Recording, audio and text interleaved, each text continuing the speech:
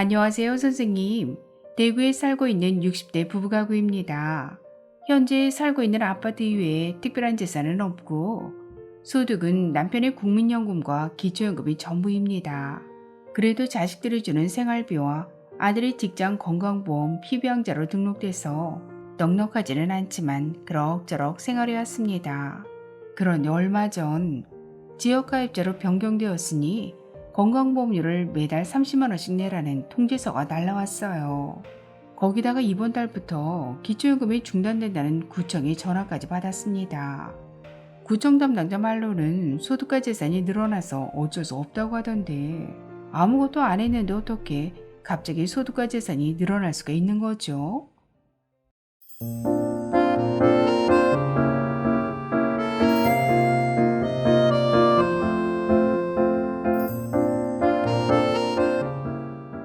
안녕하셨습니까? 행복한 인생의 이마 알베르토입니다. 최근 오늘 의뢰인 부부의 경우처럼 피부양자와 기초연금이 갑자기 중단되는 일이 심심치 않게 발생되고 있는데요. 오늘 그 이유를 아주 쉽게 설명해 드리겠습니다.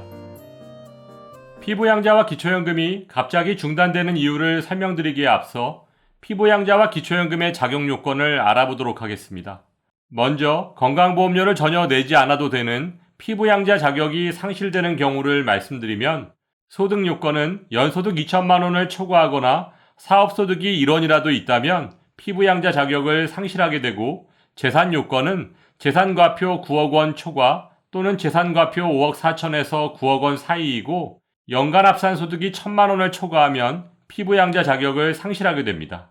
따라서 오늘 의뢰인 부부께서는 그동안 이 네 가지 요건을 모두 통과하셨기 때문에 피부양자 자격을 유지할 수 있었던 것입니다. 다음 기초연금 수급 대상은 대한민국 국적을 가지고 국내에 거주하는 만 65세 이상 소득 하위 70%인 어르신들이 기초연금을 받으실 수 있습니다.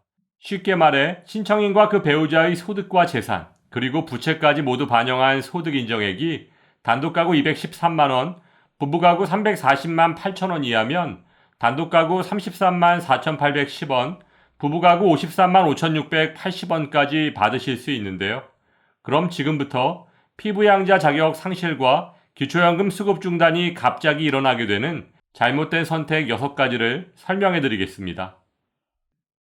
잘못된 선택 첫 번째는 아들에게 명의를 빌려줬다. 직장을 그만둔 큰아들이 최근 음식점을 창업했습니다.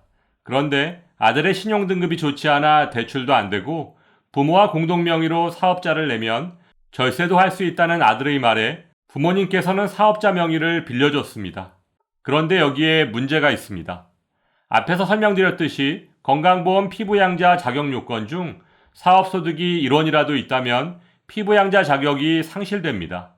또한 기초연금 산정 시 사업소득은 사업자 등록 명의자인 부모님의 소득에 100% 반영되기 때문에 소득 인정액이 상승할 수밖에 없고 이로 인해 기초연금 수급 대상에서 갑자기 탈락하게 된 것입니다. 잘못된 선택 두 번째는 딸에게 비과세 통장 명의를 빌려줬다. 만 65세 이상인 오늘 의뢰인 부부께서 비과세 통장을 개설하시고 딸이 절세를 위해 5천만 원을 입금했습니다. 이것도 문제입니다. 기초연금 계산 시 부모 명의의 계좌에 있는 모든 금융재산은 출처와 성격과 관계없이 100% 부모님의 재산으로 인정됩니다. 그렇게 되면 소득 인정액이 증가하게 돼서 기초연금이 감액되거나 오늘 의뢰인 부부와 같이 기초연금이 갑자기 중단되는 상황이 발생되는 것입니다. 또한 비과세 통장에서 발생하는 이자 소득도 피부양자와 기초연금에 불리하게 작용할 수 있습니다. 잘못된 선택 세 번째는 가족 간의 금융거래입니다. 오늘 의뢰인 부부의 경우는 아니지만 우리 주변의 어르신들을 보면 형제 가족 간의 돈거래를 하시는 경우가 많으신데요.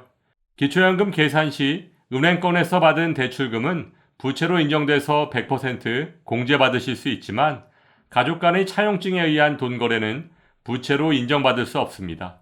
꼭 기억하시기 바랍니다. 잘못된 선택 네 번째는 가족 간의 부동산 계약입니다. 기초연금 계산 시 보증금은 부채로 인정돼서 해당 부동산 시가 표준액의 50%까지 부채로 공제받으실 수 있습니다. 하지만 가족 간 임대차 계약에 의한 보증금은 부채로 공제받을 수 없습니다. 그 이유는 과도한 보증금의 산정으로 인한 편법 기초연금 수급을 방지하기 위한 조치이므로 반드시 조심하셔야 합니다. 잘못된 선택 5번째는 아버지와 아들이 공동 명의로 자동차를 등록했다. 둘째 아들의 직장건강보험 피부양자로 등록되어 있어 고맙기도 하고 아직 초보 운전자인 아들에게는 자동차 보험료가 높게 책정되기 때문에 무사고 경력이 긴 아버지와 공동 명의로 등록해서 보험료를 줄이려고 아들이 차량가액 5천만 원 자동차를 아버지와 공동 명의로 등록했습니다. 그런데 이것 또한 큰 문제입니다. 기초연금 산정 시 차량 배기량과 상관없이 차량가액 4천만 원 이상 고급 자동차를 소유하면 기초연금 바로 탈락이라는 것은 잘 알고 계시죠? 그런데 부모가 자녀와 공동 명의로 자동차를 등록했을 경우 모두 부모님의 재산으로 인정된다는 것은 잘 모르셨던 것 같습니다. 부모님의 자동차 지분이 단 1%라도 있다면 기초연금 계산 시 100% 부모의 재산에 반영됩니다. 하지만 자동차는 차량가액 배기량과 상관없이 건보료 산정 시에는 포함되지 않습니다. 자녀에게 준 결혼자금 1억 원은 기초연금에 반영되나요?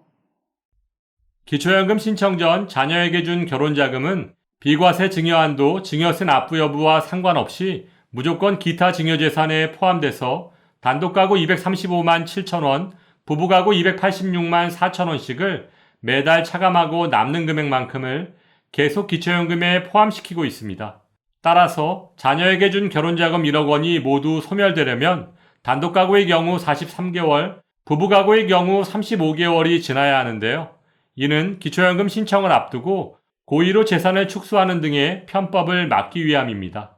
참고로 자녀와 임대차 계약서에 의한 보증금, 자녀와 차용증에 의한 돈 거래는 기초연금 산정 시 부채로 공제받을 수 없고 만일 자녀에게 사업자 등록증, 통장 등의 명의 대여를 하셨다면 자금의 성격, 출처 등과 관계없이 무조건 부모의 재산에 포함된다는 점 꼭 기억하시기 바랍니다.